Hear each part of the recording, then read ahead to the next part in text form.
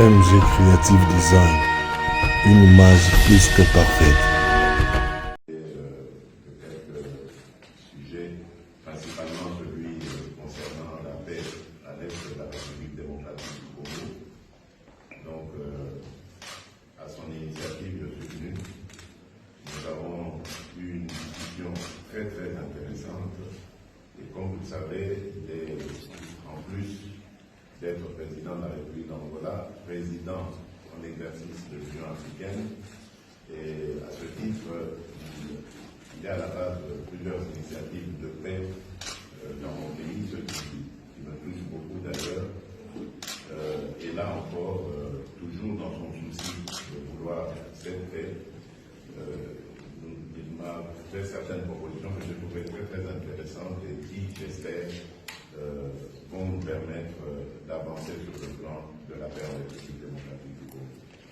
Pour le moment, je préfère ne pas en dire plus si vous comprenez ce que je veux dire.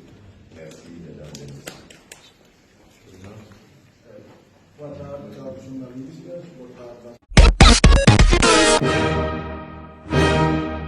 Maître Willy Ilema a, au nom de la délégation, félicité la ministre d'État, ministre des Hydrocarbures, Akassia Bandoubo Lambongo, pour avoir retiré à la commission chargée de gestion de fonds mise à la disposition du territoire de Mwanda, CGFM, la gestion de 10 millions de dollars américains pour l'électrification du territoire de Mwanda. Il a ajouté aussi la problématique des camions-citernes qui stationnent à travers la cité de Mwanda.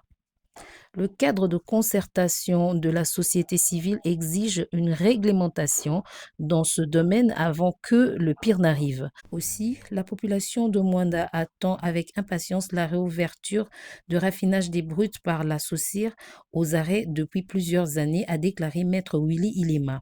La ministre d'État, ministre des Hydrocarbures, Akassia Bandoubo Lambongo, de son côté, a fait savoir à ces acteurs de la société civile que la vision du chef de l'État, Félix-Antoine Tshisekedi Tshilombo, est d'élever le niveau social de l'homme congolais et le gouvernement de la République sous la conduite de la première ministre Judith Suminwa Tuluka. Notons qu'au cours d'une réunion présidée par la ministre d'État, ministre des Hydrocarbures, au mois de décembre dernier, la commission chargée de la gestion de fonds mise à la disposition du territoire de Mwanda avait passé la main à l'entreprise Anser pour l'électrification du territoire de Mwanda. Comme à l'accoutumée, l'association Debout pour l'autisme et la trisomie 21 avait réuni les enfants autistes et trisomiques pour les festivités de Noël. Le 26 décembre dernier, à Kirikou, un espace de jeu situé dans la commune de Gombe, cette rencontre a été supervisée par la fondatrice et présidente Marie-Rose Thémo. Les enfants ont eu le plaisir de profiter des manèges ludiques en présence de leurs parents. Puis s'ensuivit d'un repas qui fut un vrai régal pour les enfants et pour leurs parents. La fondatrice Marie-Rose Thémo n'a pas manqué de mots pour remercier ses partenaires ainsi que tous les parents qui continuent à lui faire confiance en lui confiant la prise en charge des enfants autistes et trisomiques. Aujourd'hui, l'autisme n'est pas vraiment connu dans notre pays.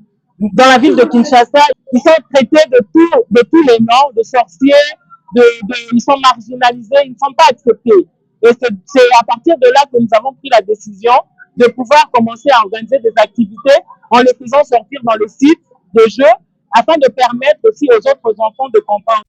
Cette journée festive s'est soldée par un contrôle médical de chaque enfant présent par des dentistes et des logopèdes.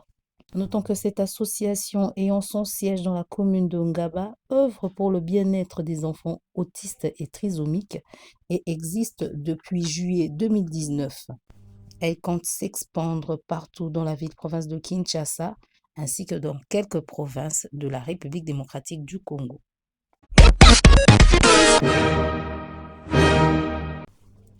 C'est au stade Prince Moulay El Hassan que la République démocratique du Congo a lutté acharnement contre l'Algérie en huitième de finale de la Coupe d'Afrique des Nations 2025. C'est à la 119e minute que l'Algérie a eu raison de la RDC. Le coup d'envoi a été lancé à 17h heure de Kinshasa. La compétition était rude entre ces deux grandes nations du football africain.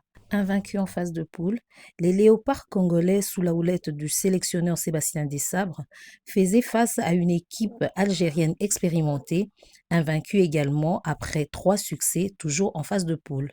Sur l'aire de jeu, les deux équipes n'ont su trouver la faille dans le temps réglementaire. La RDC, portée par un bloc compact et des occasions signifiantes, s'est heurtée à une défense algérienne disciplinée, tandis que les protégés de l'ancien sélectionneur européen ont dominé légèrement la possession sans concrétiser. C'est en prolongation que l'intensité va prendre l'ascendance. Finalement, l'Algérie, qui a brisé l'équilibre grâce à une réalisation décisive, arrachée au bout des efforts, dans une rencontre physique et engagée, un but qui a cassé le cœur des léopards et a envoyé les Verts en quart de finale. Cette défaite met fin à la course de la République démocratique du Congo dans cette CAN 2025 après une campagne solide. Malgré l'élimination, les Congolais peuvent être fiers de leur prestation face à l'un des favoris du tournoi. Pour l'Algérie, la victoire ouvre la porte des quarts de finale où les attend une autre grande nation africaine avec l'espoir de prolonger sa quête du titre continental.